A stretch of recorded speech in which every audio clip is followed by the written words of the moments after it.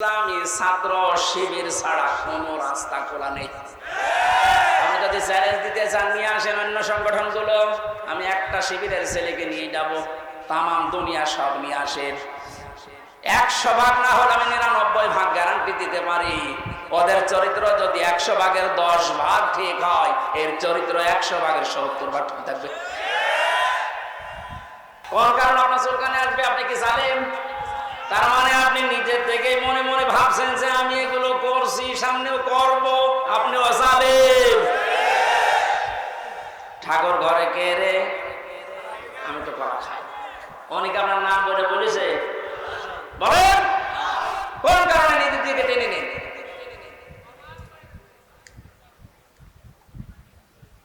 পাপ যদি পূর্ণ হয়ে যায় তখন কিন্তু আল্লাহ আর ছাড় দেয় না।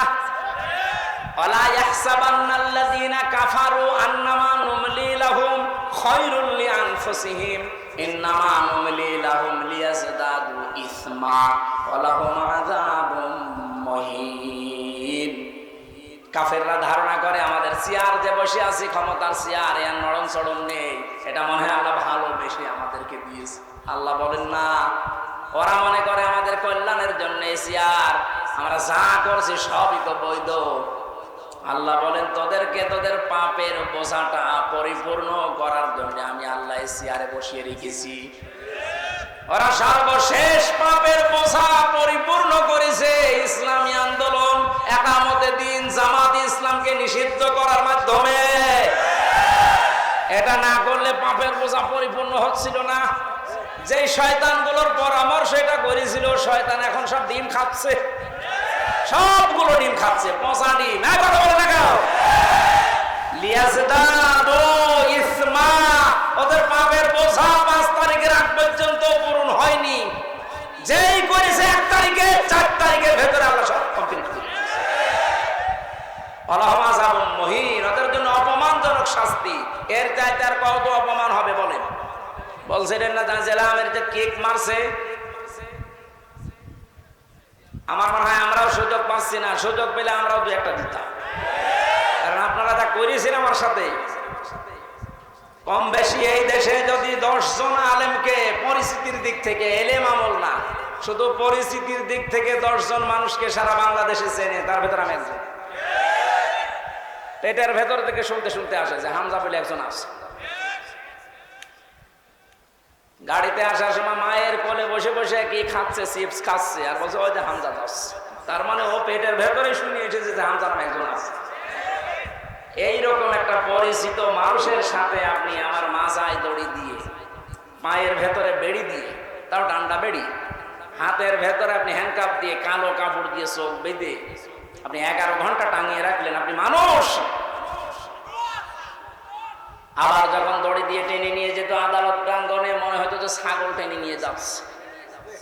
আর ওই কয়েকতলা আছে তো, ওই অন্য জায়গা থেকে একে অন্যের সাথে তাকিয়ে টিপ্পনি কাটতো, ঠিকই হচ্ছে। এবার আমরাও বলি যে ঠিকই হচ্ছে।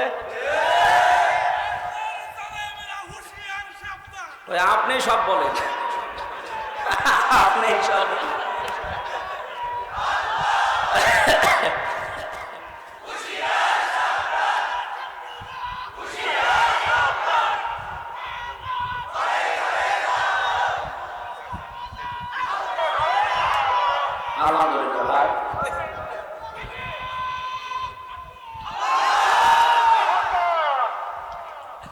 আমাদের মুরব্বী, আমাদের মাথার কাছের কথা মতো আপনাদেরকে আমরা মাফ করে দিলাম, কিন্তু আপনারা যা করেছেন, কোরআন হাদিস পড়ে যা বুঝছি, আল্লাহ আপনাদের মাফ করবে না, আল্লাহ নিজে আপনাদের বিরুদ্ধে মামলা দেবে।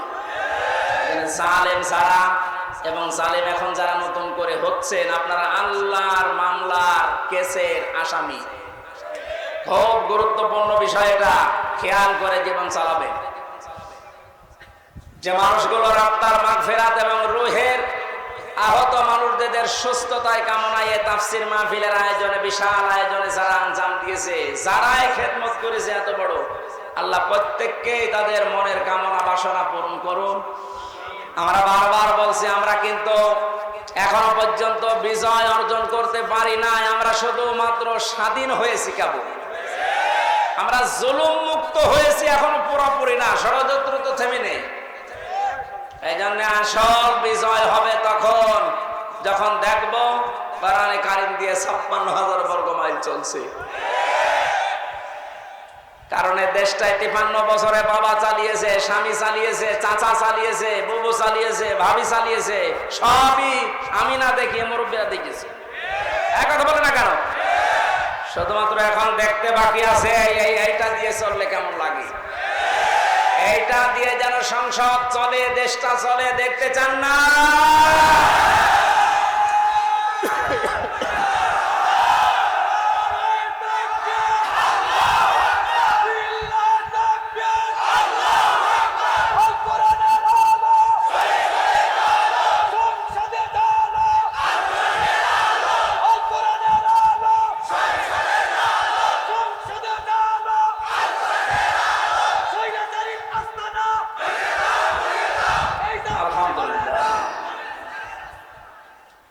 অনেককে এখন এই নতুন একটা পায়তারা আজ 2 দিন থেকে শুনছি আরম্ভ করেছে যে ইসলাম যদি যায়, এরা ভুল ভাল আপনাদেরকে বোঝাচ্ছে, যদি ইসলাম যায় মেয়েরা আপনারা কিন্তু আবার ঘরবন্দি হয়ে যাবেন।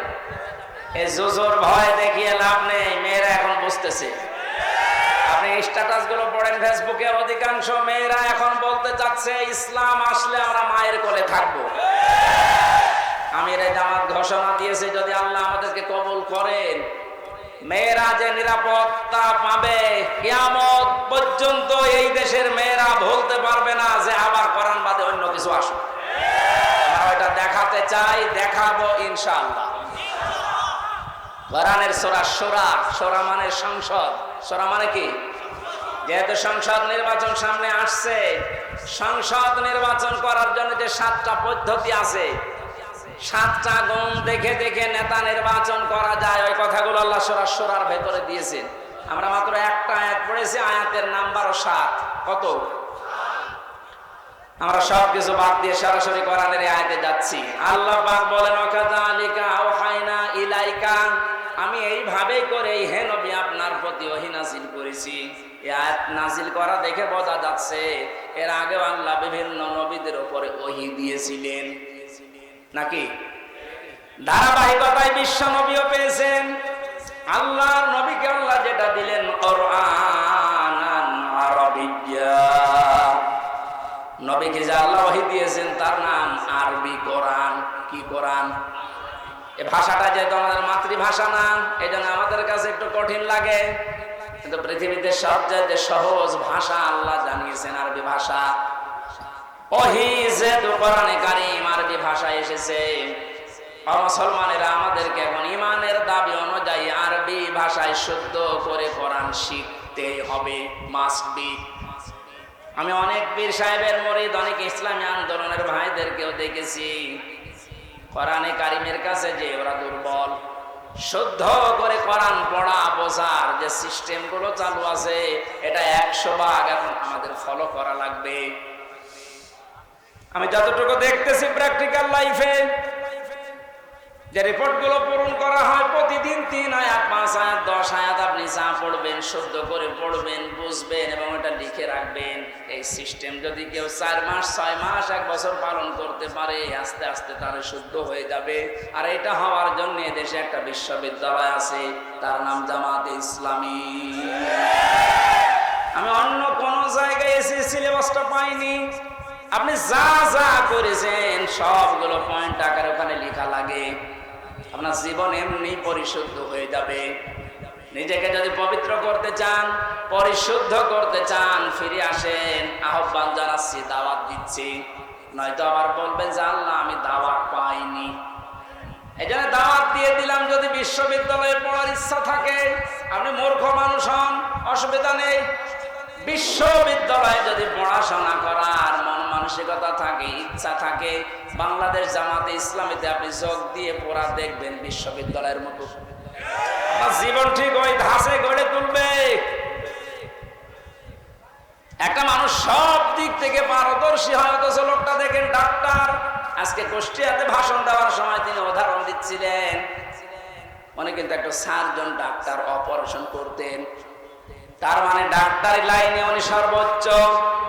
কোরআনে কারিমের লাইনে তো আমি নিজে দেখেছি তার জ্ঞানের বহর এবং শুদ্ধ। হাদিসের লাইনে উনি পাণ্ডিত্য অর্জন করেছে অনেক আমাদের মতো হাজারো আলেমের চাইতেও বেশি। ইংরেজিতে বক্তব্য দিচ্ছে, অনেকে আছে ইংরেজি বক্তব্য দূরের কথা, ইংরেজির নাম শুনলে ভয় পায়। কথা বলছে না কেন? চারিদিক থেকে জ্ঞান অর্জন করার জন্য লোকটাকে যে জায়গা থেকে তুলে নিয়ে এসেছিল আল্লাহ, ওখানে যদি এতদিন থাকতেন বড় নাস্তিক হয়ে যেতেন ইনুর মতো। সেখান থেকে আল্লাহ তুলে এনে কত বড় দায়িত্ব দিয়েছে তার মাথার উপরে। এই জন্য এই বিশ্ববিদ্যালয়ে আপনিও ভর্তি হতে পারেন, এখনো সুযোগ সময় আছে। আপনাকে আমরা জান্নাতে নিয়ে যেতে চাই বিশ্ববিদ্যালয়ে ভর্তি হওয়ার মাধ্যমে। সাফ কথা বলছি, জীবনে গুনাহগার যদি হয়ে থাকেন, গুনাহ অল্প স্বল্প যাই থাক, যদি ইকামতের দিন কায়েম করা লাগবে দিন, এই আন্দোলনের সাথে একনিষ্ঠভাবে ইখলাসের সাথে লেগে থাকতে পারেন, আমি কোরআন হাতে নিয়ে গ্যারান্টি দিতে পারি আল্লাহ আপনাকে জাহান্নামে দেবে না। সূরা সফের আয়াত। আবার বলছি, ইসলামী আন্দোলন যদি দুনিয়ায় করেন, ইকামতের দিন কায়েম করার জন্য ইখলাসের সাথে অ্যাক্টিভিটিস নিয়ে যদি ময়দানে থাকেন, কায়েম হলে ভালো, না হলেও আপনার অসুবিধা নেই, আপনাকে আল্লাহ জাহান্নামে দেবে না।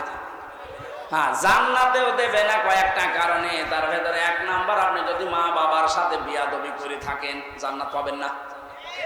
আর এই বিশ্ববিদ্যালয়ে আসলে মা বাবার সাথে বিয়াদবি করার কোনো রাস্তা খোলা নেই।